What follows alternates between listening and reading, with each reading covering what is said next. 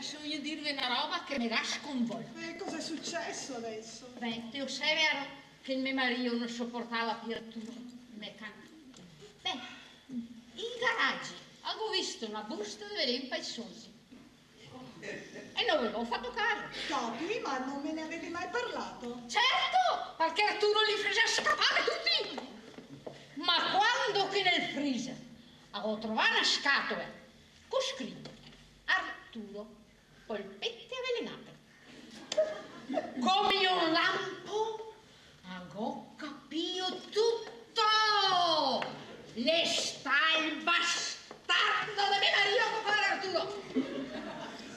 Allora, ieri sera ho fatto un buon ragù per il pasticcio.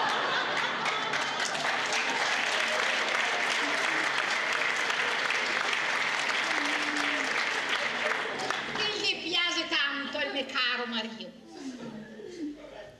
tu farei così di la maiale prima di cascar per terra, poveretto.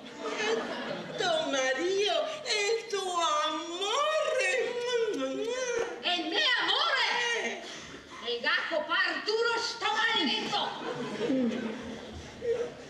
Ieri io devo andarne se mi metto nel letto.